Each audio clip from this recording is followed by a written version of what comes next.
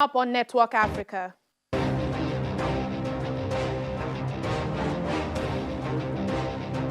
The African Union calls for calm in Mali, asking the government and opposition parties to work together. Ghana says it's investigating the demolition of a building at the Nigerian High Commission as Nigeria summons Ghanaian charged affairs. Plus, commuters stranded in South Africa as the Taxi Association begins strike.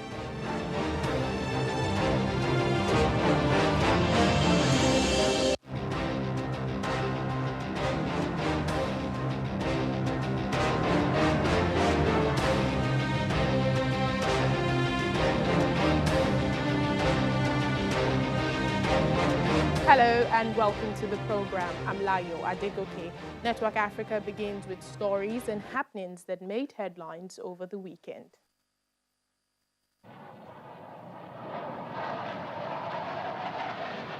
On Saturday, Egyptian President Abdel Fattah al-Sisi asked his army to be ready to carry out any mission inside or outside the country amid tensions over regional rival Turkey's intervention in neighboring Libya.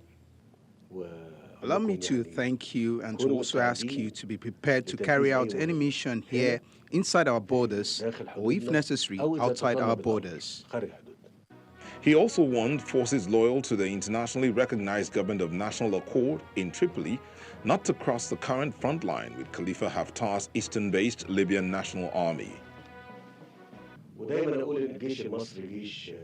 If some believe that they could cross the line, Set or Jufra, that matter to us is a red line. Turkey's support for the Government of National Accord has reversed a 14-month assault on Tripoli by forces loyal to Haftar, which are backed by Russia, the United Arab Emirates and Egypt.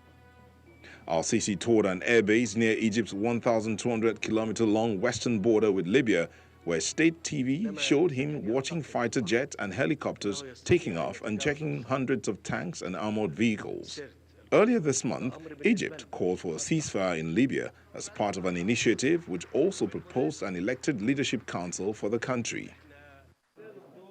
Meanwhile, on Sunday, hundreds of thousands of Egyptian high school pupils armed with masks, gloves and hand sanitizers started their final exams, despite objections from some parents worried about spreading the coronavirus. The health ministry had 2,500 ambulances on standby and also provided a doctor for each school. Any student with a high temperature is meant to have the exam postponed or take it in isolation. The students had their temperatures taken in the morning before being seated at desks spaced apart, one from another. Nearly 670,000 pupils from state and private schools and 128,000 from religious schools were due to sit the exams. They came at a time when Egypt had seen an acceleration of coronavirus cases, with confirmed cases surging to over 53,000. Over the weekend, tens of thousands of people gathered in Bamako's Independence Square for the latest in a series of protests called by the influential and radical Imam, Mahmoud Dicko. The citizens are calling for President Ibrahim Boubacar Keïta to resign for the second time this month because of the escalating jihadist and intercommunal violence in the country. A newly formed coalition of opposition groups led by Mr. Dicko is also calling for political and economic reforms and an end to corruption. Well, the chairman of the African Union Commission, Musa Faki Mahamat, is asking President Ibrahim Boubacar Keïta and opposition groups to work together to end the political crisis in Mali. In a statement, the African Union chief praised the peaceful character of the protests that have rocked the capital and encouraged both government and opposition to avoid the use of violence in any form. Opposition groups are calling for President Keïta to resign because of escalating jihadist and intercommunal violence in the country. However, the president had pledged to form a new government with opposition members. Well, Malawians returned to the polls on Tuesday for a rerun of the presidential election 5 months after the Constitutional Court annulled the results of a disputed vote last year. Incumbent President Peter Mutharika had initially been declared the winner of the May 2019 election with a slim victory, but opposition leaders challenged the results in court, citing massive irregularities. Judges agreed with them and nullified the results in February and ordered a repeat of the election. The opposition has now united under a single candidate and will take on President Mutharika, who is running for a second term in office. The vote pits the incumbent, Mr. Mutharika, against Lazarus Chakwera, a former evangelist who has united the opposition under a coalition looking to unseat the ruling Democratic Progressive Party, which was formed in 2004 by the current president's brother. Well, the federal government of Nigeria has met with the chargé d'affaires of the High Commission of Ghana to Nigeria, Ms. Eva Deno, after summoning her to demand an urgent explanation on the recent attacks on a residential building in the diplomatic premises of Nigeria in Ghana. Armed men reportedly stormed the High Commission in the early hours of Saturday and demolished the newly constructed building, a building intended to serve as residence for staff and visiting diplomats. Nigeria also strongly condemned the incident. Mr. Geoffrey Oyama, the Minister of Foreign Affairs, disclosed the federal government's displeasure in a series of tweets posted on his timeline on Sunday. Meanwhile, Ghana's Foreign Affairs Ministry says it has initiated investigations into the demolition of the building. Well, Ambassador Oyeyemi Fatuyi is the president of the Yoruba community in Greater Accra. He joins us now on the program to discuss this story. Thank you, Ambassador, for joining us on Network Africa. Thank you for having me. This is a rather surprising incident involving Nigeria and Ghana, who are longtime allies. What does this say of their diplomatic relations? Yes, it is rather disturbing and worrisome. Like what you said, the relationship between Nigeria and Ghana has spanned for over 60 years. To us, this is a slap and this is below the bed. And we are still saddened with the events. And at the moment, we are still in shock. Because if our High Commission, our mission house in Ghana, with this demolished, attacked, then regular people, common Nigerians, doing one or two things on the street of Ghana, then we are not safe. Well, Nigeria has condemned the incident. On Sunday, the Foreign Minister, Geoffrey Oyama, made this known in a series of tweets. But many people are saying a more stricter stance should have been taken, as Nigeria prides herself as the giant of Africa. What do you think? Yes, we are still the giant of Africa. We might have our own challenges, we might have our problems, which is not synonymous to Nigeria. Every country on this planet Earth, they have their challenges. We are still the giant, we are good-getter. The politician does not make Nigerians. The elders back home does not make Nigerians. The good Nigerians, the hardworking Nigerians, we are the country. We are still the giant of Africa. For now, because of the relationship, long-time standing relationship between Nigeria and Ghana, I think we should allow the government to see to this thing and come up with some concrete decision, because we cannot, as a Nigerian, allow this gross violation of our territory to go without any strong indication. But for now, we should allow our government to have chat with the government of Ghana. And we, as the community of Nigerians around the world, we are watching, and we want to see what will come out of it. All right, Ambassador, I know you had a meeting with the Nigerian Acting High Commissioner there in Accra. Did he say anything about the comments from the Ghanaian authorities that they will investigate? What do you make of this? Yes, some hours ago, the Foreign Affairs Minister of Ghana, Inspector General of Police Ghana, and the boss of the National Security were all at the site with the Nigerian Acting Commissioner. We're all at the site of the demolition today, and they promised to investigate. They promised to look into it. That was it. There was this rather statement that the Inspector General of Police rather said. He was even asking the the mission staff, why can they call indirect, which we all know that we have protocol. We can't just call the Inspector General of Police directly. Nigeria mission send information. Ghana Police Office headquarters is 3 minutes drive from this attack premises. We call the police on duty, we call them. I mean, for reason best known to them, we didn't have any reinforcement, we don't have any police on the site.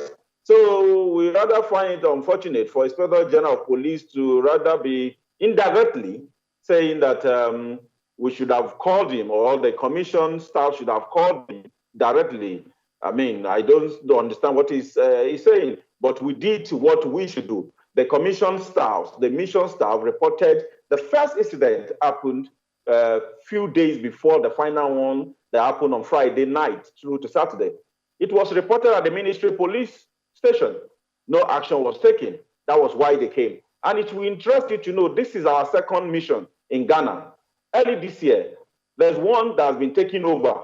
It's at number 10 Ban Street in Accra, has been taken over. I think because they realize the federal government of Nigeria is silent on that, and nobody is doing anything on that, they believe they can as well come for the second one, which I believe if government is not doing anything on this one, they might as well come for the resident, the room of the ambassador himself. All right, then, Ambassador Oyeyemi Fatuyi, President of the Yoruba community in Greater Accra, thank you for speaking to us on Network Africa. Well, South Africa's former president, F.W. de Klerk, has withdrawn from a U.S. seminar where he was to speak on the rule of law, racism, and minority rights. His foundation said the former apartheid leader did not want to embarrass himself or his hosts, American Bar Association, in the current charged racial climate. South African media say the withdrawal was after several rights groups opposed his participation. The de Klerk Foundation said the allegation that he was involved in gross violation of human rights was baseless. The ABA has since confirmed his withdrawal from the July 1st event. Mr. de Klerk was the head of South Africa's white minority government until 1994.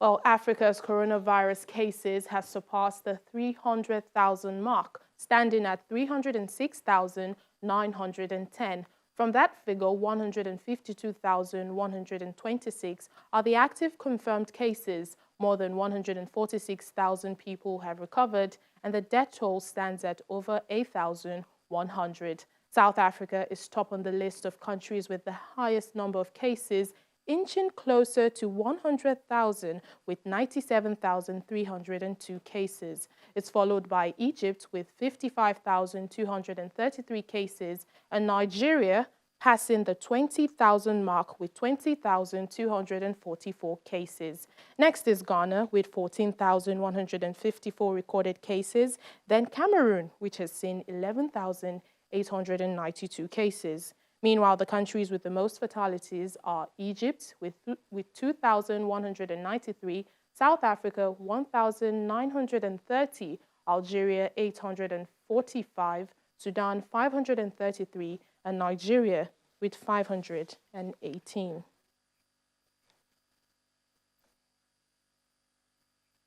Still ahead on Network Africa.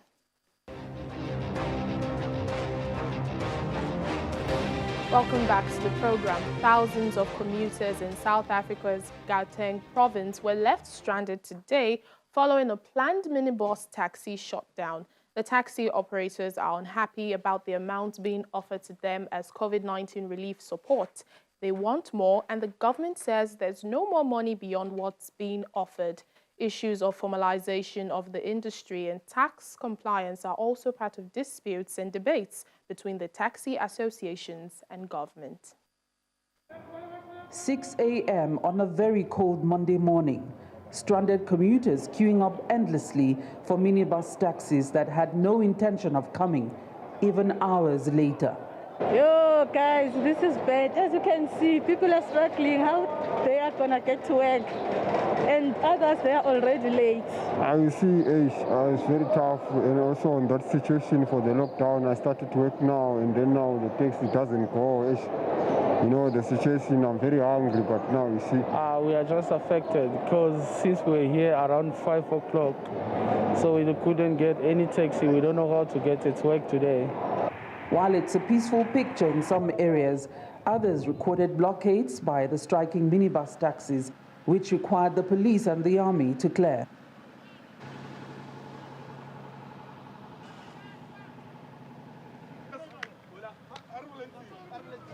The people are caught in a fight between the minibus taxi associations and government. Government is offering a 1.1 billion rand COVID relief support to the industry, which comes down to 3,500 to 5,000 per taxi. But the unions are demanding 20,000 rand per taxi, totaling 5 billion rand. The reality is that there is no more money available beyond what the government has offered. We can't lie. We can't claim easy victories. We can't promise what government can't afford. We are in a big discussion with the taxi industry to look at formalization of the industry, but at the same time to attend to the question of subsidization.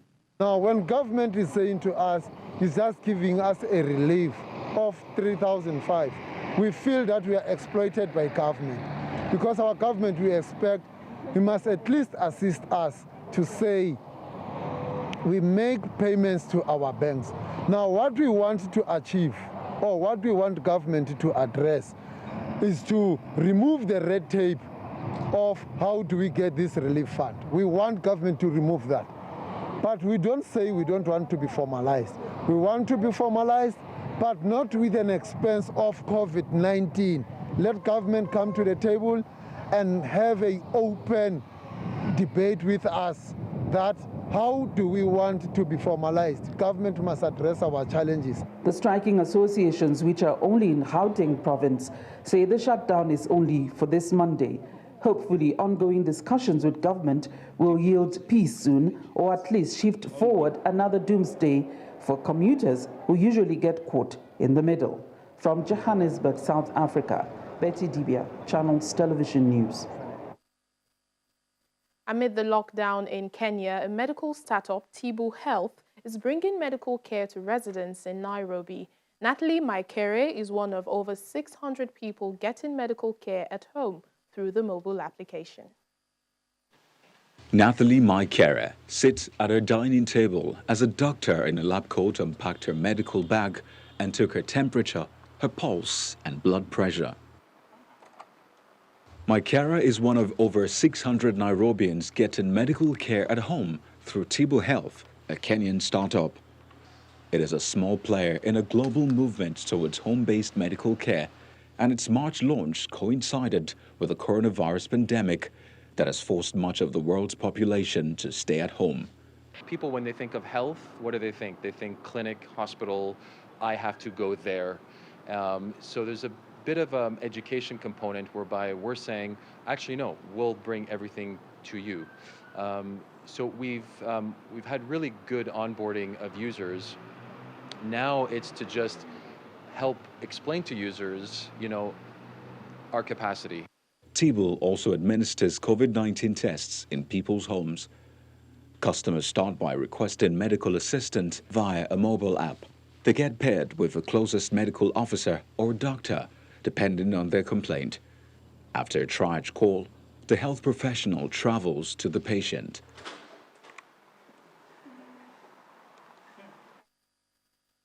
With schools closed in Kenya because of the pandemic, a school bus driver is doing his bit in the fight against the virus rather than sitting at home idle. So every morning he walks with water barrels on his back to fill the hand washing stations he volunteered to set up in downtown Nairobi. Take a look.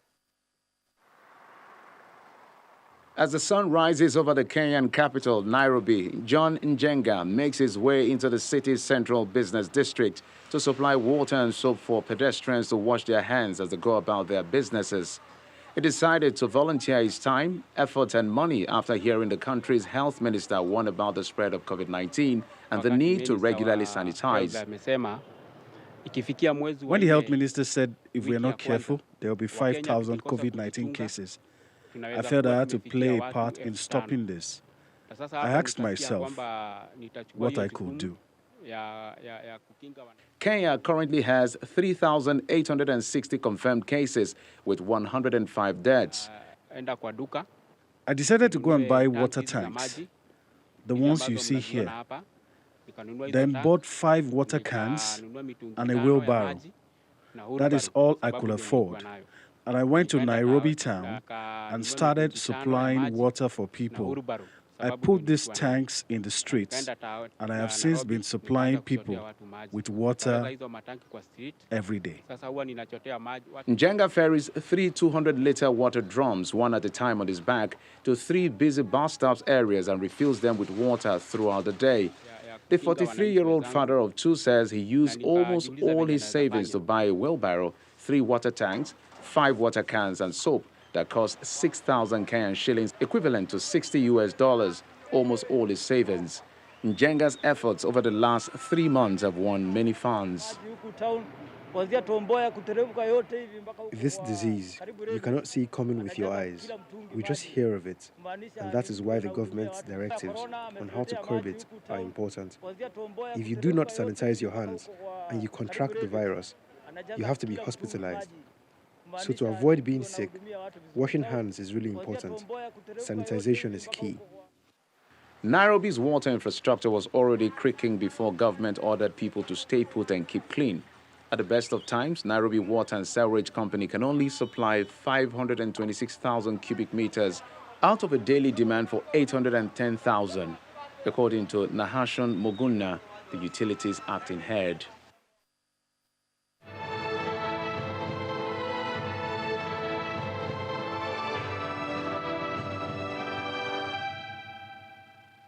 And that's where we end the program today. Thank you so much for watching. I'm Layo Adegoke.